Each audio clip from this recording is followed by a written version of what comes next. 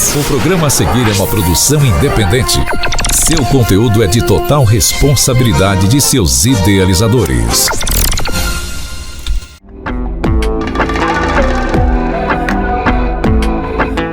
Olá, estamos aqui novamente no nosso programa semanal Direitos e Desafios do Mundo Neurodivergente.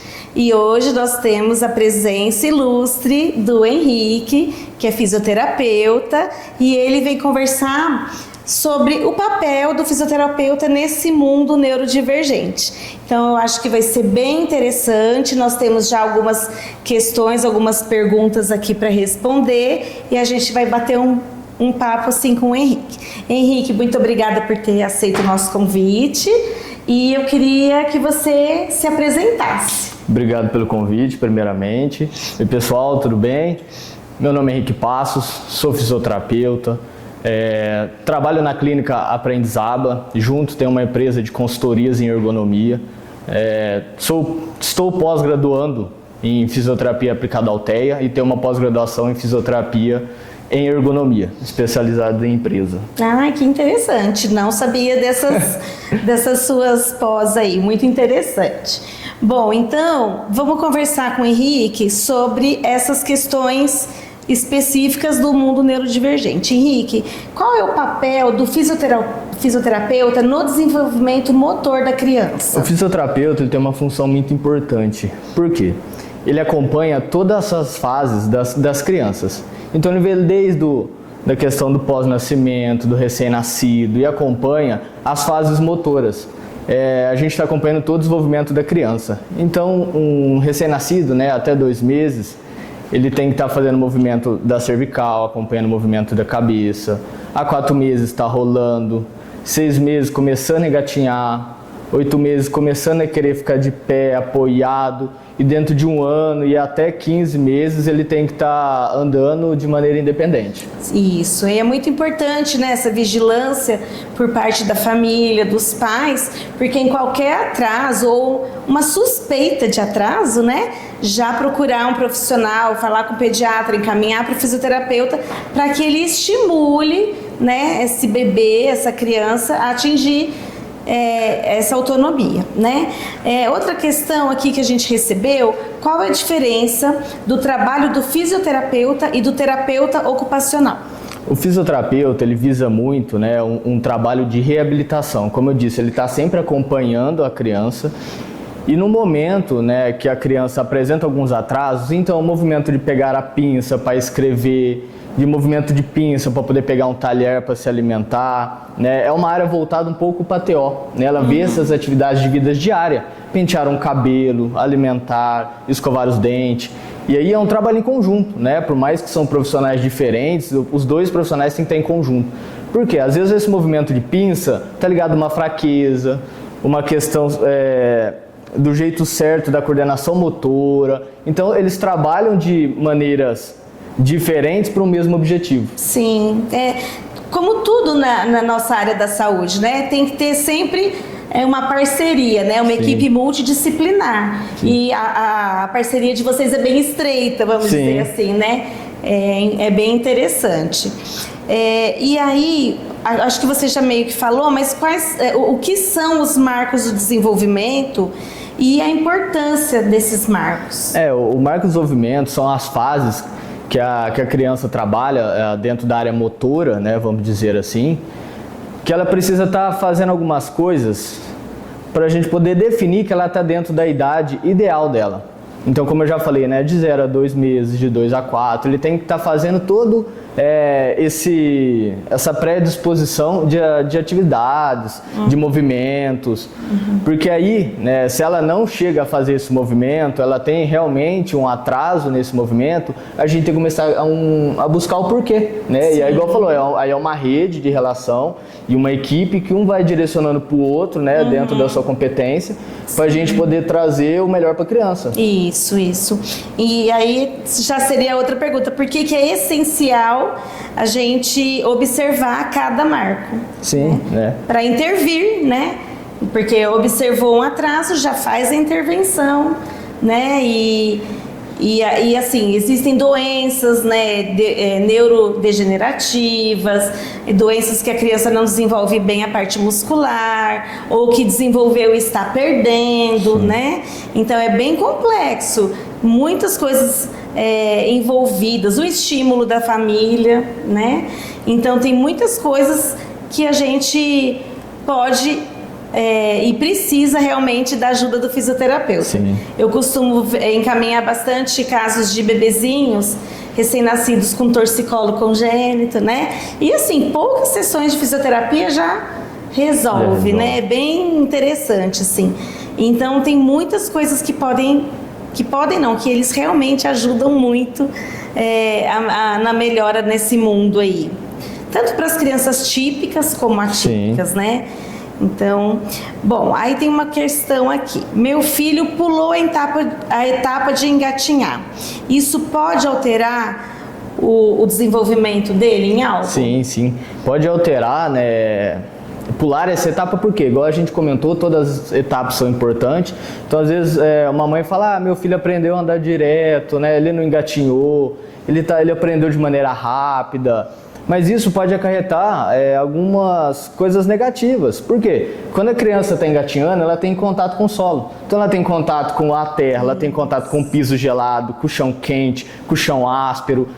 Então ela pular essa etapa acarreta algumas questões sensoriais. Sensoriais. Que a criança depois precisa, às vezes, pode ter uma questão de uma rigidez, né? Então ela não aceita uma coisa áspera, ela não aceita uma coisa pontuda, ela não aceita uma coisa quente. Não aceita o sapato, Sim. Né? Uma meia específica. Então todas essas etapas são importantes realmente. Isso, muito interessante, né? Agora a próxima, qual a relevância clínica de avaliar quando a criança começa a ficar de pé apoiada? Quando ela começa a ficar de pé, é um passo muito importante para a vida da criança. Por quê? Porque quando ela começa a apoiar o pezinho, a gente tem que analisar como é que está o todo, né? Então, se ela está apoiando só a pontinha do pé, que é um traço típico, né, de crianças com TEA, ou se tem alguma questão, né, às vezes muscular, óssea, que está fazendo ela apoiar de uma maneira errada. E isso acarreta muitas outras coisas, né? Então, um pé apoiado de uma maneira errada pode dar uma frouxidão ligamentar, pode dar um desvio na coluna, pode sobrecarregar o nosso quadril. Então são coisas que a gente acaba não prestando atenção no dia a dia, Sim. que acarreta muitas coisas. Sim. Então é uma etapa importante que a gente tem que analisar e ver se está fazendo de maneira correta, e se não está, buscar um profissional para entender o porquê. E para os pais, para a família, eu acho que é difícil eles analisarem, né, clinicamente, porque assim, o dia a dia é corrido e assim, as pessoas leigas não têm assim, não é que não tem capacidade, é difícil analisar tecnicamente. A gente analisa como pai e mãe, né? Eu também. Então, é importante, se tem alguma dúvida, já procura um fisioterapeuta, né? Procura um profissional especializado para avaliar se está tudo bem. Então, agora a gente vai dar um intervalo e voltaremos com mais conversas, respondendo a mais questões com o fisioterapeuta Henrique. Seu melhor amigo merece o melhor cuidado, não é mesmo? Na Clínica Veterinária Dr. Pet, nós entendemos isso. Aqui a saúde do seu pet é nossa prioridade, com consultas, cirurgias, vacinas, Uberdog e um atendimento completo. E para a felicidade dele, oferecemos um spa completo, banho relaxante, dose higiênica ou personalizada por raça, deixando ele lindo e cheiroso. Cuidamos da saúde e da beleza com todo o carinho que ele merece. Vem pra Clínica Veterinária Dr. Pet, onde seu pet é tratado com amor.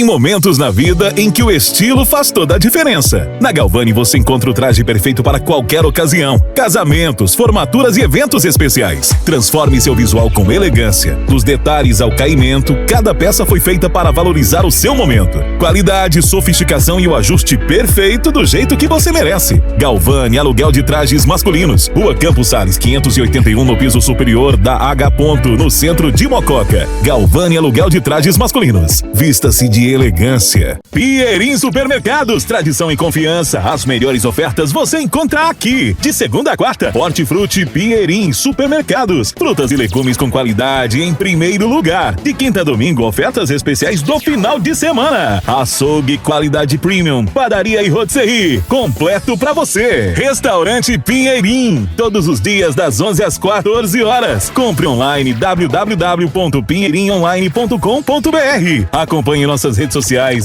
@Pinheirinho Supermercados e aproveite nossas ofertas. Voltando, nosso bate-papo aqui no nosso programa. Hoje nós estamos recebendo o Henrique, que é fisioterapeuta, e nós vamos continuar explorando um pouquinho o conhecimento do Henrique. Henrique, por que as pessoas falam tão negativamente do uso do andador? Então, o andador, né, foi uma coisa muito utilizada alguns anos atrás, né, que os pais, os avós colocavam muitas vezes a criança lá e deixavam, né, porque aí não tinha perigo de bater, não tinha perigo de bater numa quina, de machucar, mas isso afeta a criança. Por quê? Ela diminui a percepção da criança, primeiro, de perigo, né, de risco, de queda, de se esbarrar em alguma coisa.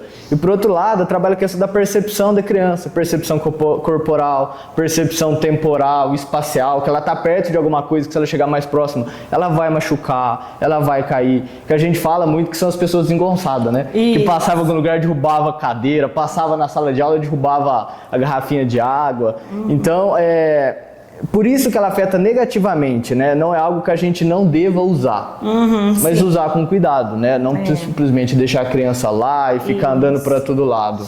Eu, como leiga, vou te falar uma coisa que eu falo assim pros leiga na questão de fisioterapia.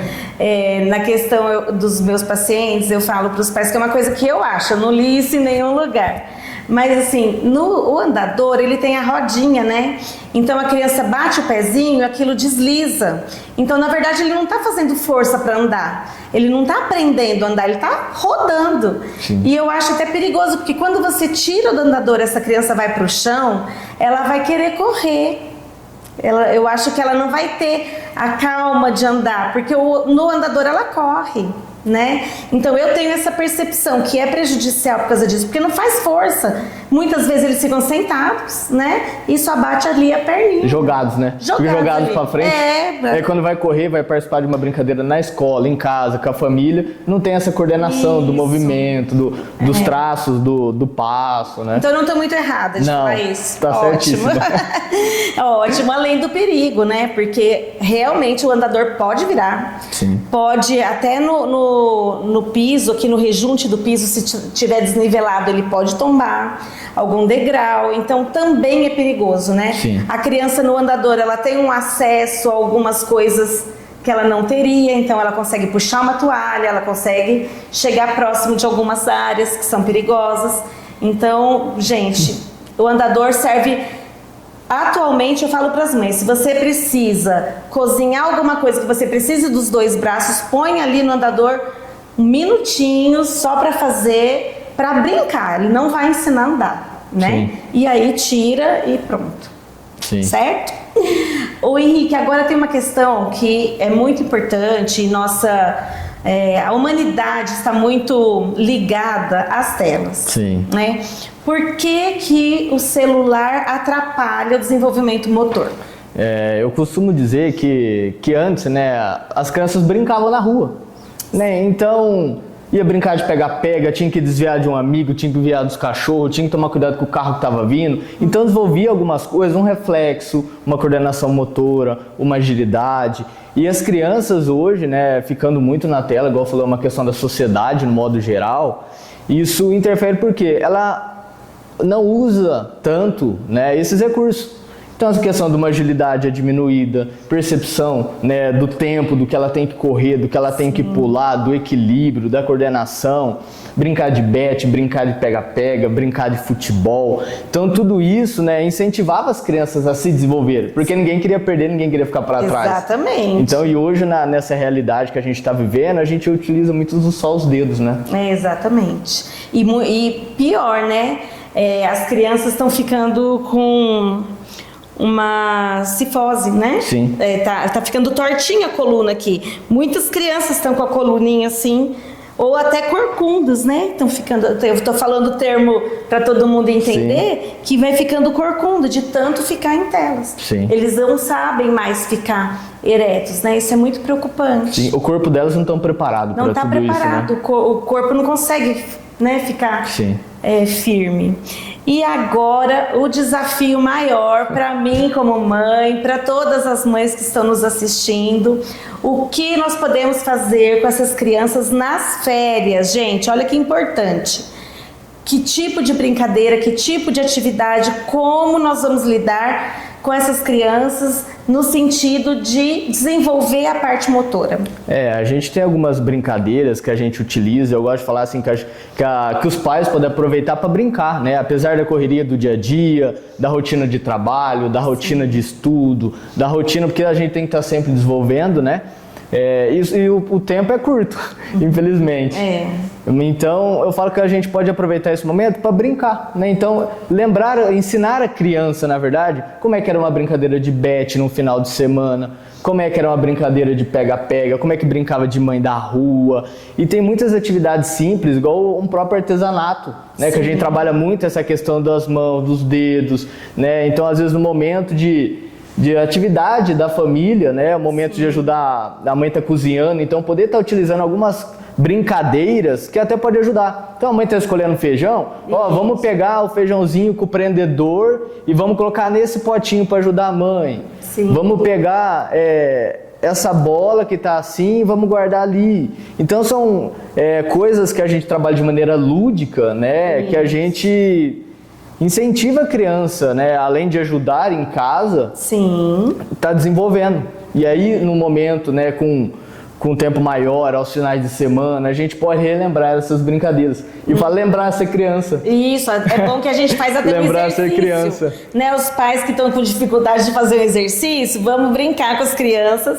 A gente já faz uma corridinha, já faz alguma brincadeira e põe todo mundo em movimento, né? É claro que a gente sabe, eu sei, o Henrique, que a gente não tem muito tempo, nós todos trabalhamos muito, nós muitas vezes não temos quem nos ajude com as crianças ao chegar em casa, mas assim, vamos ter que deixar um pouquinho de lado algumas coisas que dê para deixar, né, claro, pra gente dar essa atenção, porque senão a criança vai ficar só nas telas, né? Então, brincar de pintar, desenhar, né, também. São coisas simples do que a gente pode fazer no dia a dia, hein? Brincar com quebra-cabeça, no momento que tá, enquanto a mãe tá às vezes cozinhando, né? Realmente trazer essas coisas, um dominó, porque são coisas que a gente trabalha de maneira mais simples. A coordenação fina, essa coordenação, né? motora, percepção de espaço, percepção, né, dos objetos. E são brincadeiras fáceis, né? Nada mirabolante, que a gente consiga fazer de um tempo legal, né? Divertido, que a gente possa estar com a família. Isso, até eu ouvi de uma paciente semana passada que eu achei muito interessante, que a mãe está fazendo com a criança, ela não está tendo acesso a terapias ainda, e a mãe disse que ela coloca uma bacia de água com os brinquedinhos que ela gosta, porque ela não gosta de tocar na água. E aí a criança vai pegar na água. Então ela está estimulando, ela está fazendo um trabalho ali de físio, de TO, né? Então a criança já está desensibilizando da água, ela consegue tocar. Com massinha também, ela faz uma massinha de farinha. Então achei bem interessante isso. E as crianças no quesito de ajudar em casa, elas não só podem como devem, né? Então também ajudar nos afazeres de casa, dar alguma responsabilidade. Até para preparar essas crianças, adolescentes para o futuro, né? No momento que vai morar sozinho para estudar, no momento que vai casar, no momento que às vezes a família chega a não estar mais aqui presente, né? Não é um negócio legal de se pensar, sim, mas é uma realidade que a gente tem que estar preparando eles. Isso a gente começa lá, né, de pequenininho mesmo. Bom, gente, então eu quero agradecer a presença do Henrique, acho que nós aprendemos muito aqui hoje e eu quero também, se vocês tiverem algumas perguntas, que vocês façam no nosso Instagram, Mundo dos Neuros, e a gente vai passar para o Henrique e a gente faz alguns vídeos respondendo essas questões. Pode ser, Henrique? Claro, pode sim, fica à disposição. Acredito que vamos ter muitas questões, muitas dúvidas, sim, e a gente vai aproveitar aqui o conhecimento do Henrique. Então, muito obrigada por ter participado. Eu que agradeço. E obrigada pelo seu trabalho também na aprendizado, obrigada por estar, assim, se envolvendo tanto nesse mundo, né? Que a gente está precisando mesmo de bons profissionais. Então, até mais, até semana que vem, estaremos com vocês no nosso novo programa.